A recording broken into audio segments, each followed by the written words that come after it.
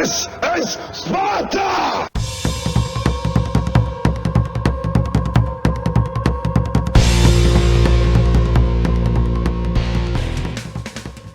Hello everybody and welcome back to World of Tanks. My name is Spartan Elite 43 and welcome to Monday, everybody's favorite day of the week, right? We all get to go back to work, everybody gets to be happy.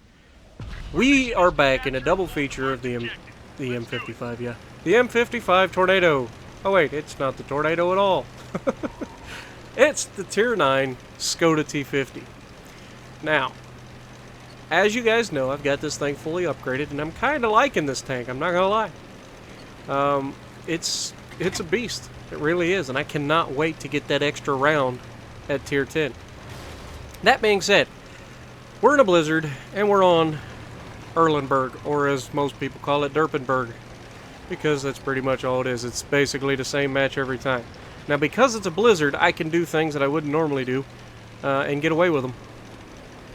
But you got to get a feel for your team early on in a match, whether your team's on it or whether they're not on it, and you got to use that. We get tagged by a bat chat right there.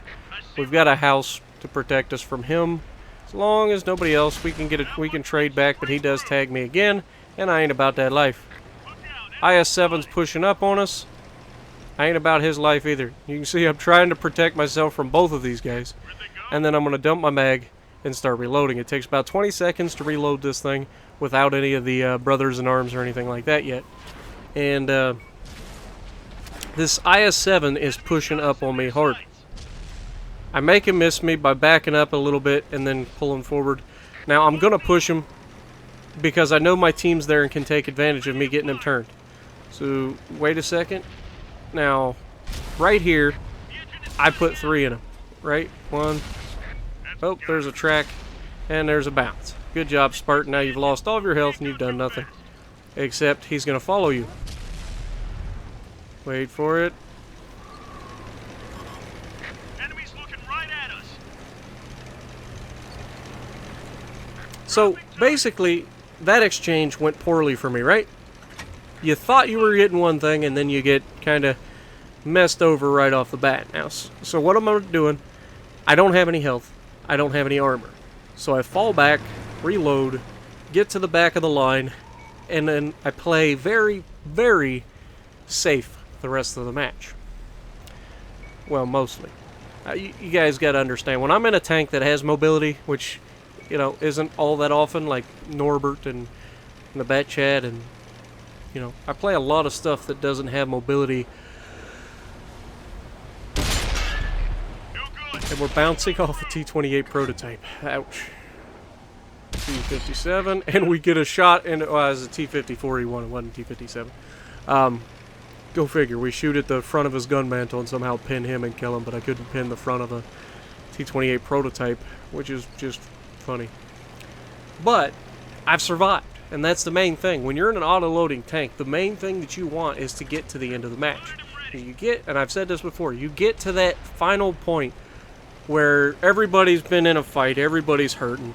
You can absolutely rip people apart with very little danger to yourself. Even though I'm low health, I could easily be one-shot killed by most of the tanks that are left. As long as I can just kind of stick to my strategy of waiting for somebody to be alone, pop in, Target locked. put a hurting on him. Oh, T-34. 1 shell, 2 shell, and he's gone. There we go. So just like that, we've got our second kill. We're up to 5 pins. Starting to make a little bit more damage out of this match where I should have been killed right away, but I wasn't.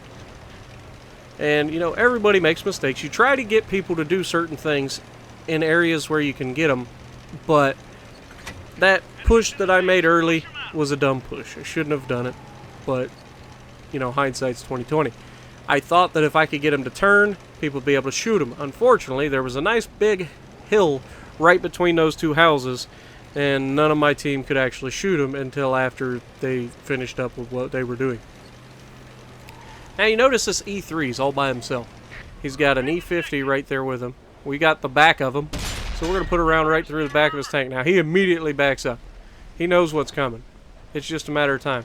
I look over, I've got the back of a T-32, one through the track, and one through the back of his tank. Come on, get loaded. Our E-50's kind of in trouble. I think it's an E-50. Pretty sure it's an E-50. But I'm rolling in hard, and I just want to catch... Whoop, try not to wreck myself. And E3's got his back to us. So, as much as I'd like this E3, now I gotta reload. And I don't want him to scrape me off on this building, because then he'll be able to kill me. So I pull between him and the building. He can't crush me, and he can't back up enough to do anything. Plus, with me in there, he couldn't actually turn his tank anymore, which gave the E50 a perfect place to shoot him.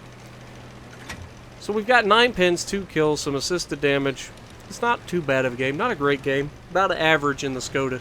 I generally average right around 2,000 a game in this thing. It's a really good tank. Occasionally I get myself killed right off the bat, but usually I do alright.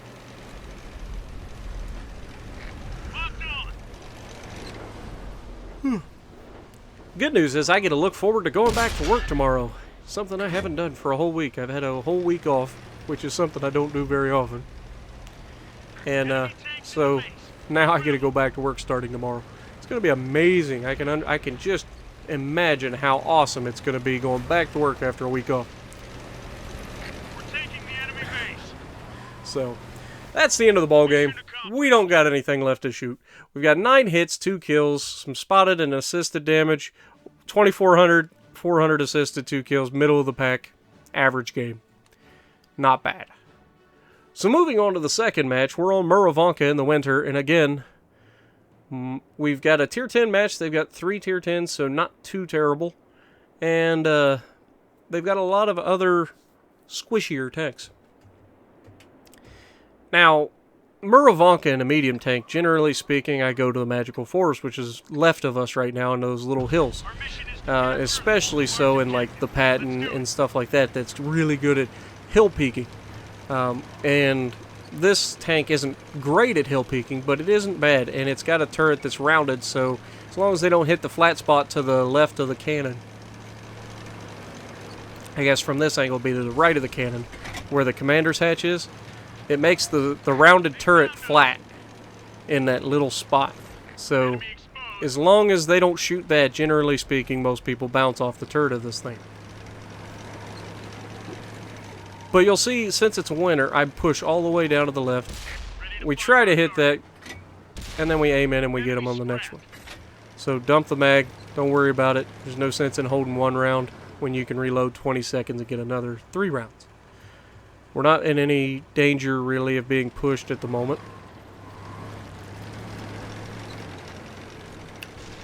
And we're just going to kind of get a feel for where their guys are and how much we've got to do to make things happen. Conqueror's right there. Unfortunately, he's hill peaking, which is what a Conqueror should be doing. And I just can't get anything into him. But as he goes over the back of the hill, he turns his turret to look at somebody else, and we get around through the side of his turret. So we do get a little bit of damage, even though we shot 3 times. Now I'm just going to use this to my advantage, try to get some spotting. We've got 3 tanks in our vicinity, enemy tanks. And we've got quite a bit more than that in friendly tanks. E4 wants my giblets, so he takes a shot. He completely fumbles his shot. He backs around the corner. Already shooting in this general direction, so that warns me to get out of there. I don't need to stand toe-to-toe with artillery when they can hit me, and I can't hit them. Sounds like a pretty good plan, right? So we go to the left, and we can use the left because left is lower, so we don't have to worry about all those tanks that are right. So this Conqueror has isolated himself from his team. And as long as we can get up here to help him, and the Foch is doing the absolute worst thing possible, but he gets away with it and kills the guy. He won't get away with it forever. He will die. You cannot skyline yourself against their entire team. It's not a good plan. We get 1 into the Patton. We get a second one off, and then he's going to hide, so dump the mag. Don't worry about it. And that's the biggest thing also that you got to remember in an autoloader is when to dump a mag, when not to dump a mag, and to make sure that you're decisive. Because if you hang on to a whole round, you know, you're wasting time. If you hang on to one round longer than it takes you to reload, then you've actually cost yourself damage in the long run.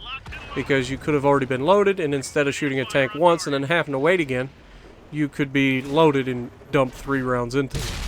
Now this E4 has no idea what he's got himself into, because I can shoot his commander's hatch and pin with pretty much regularity. E4s are squishy.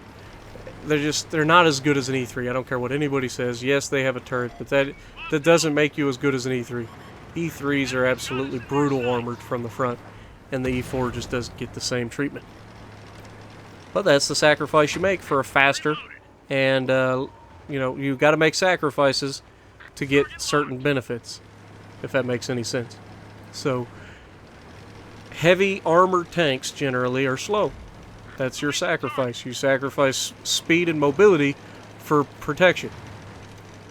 That being said, you don't need as much protection on faster tanks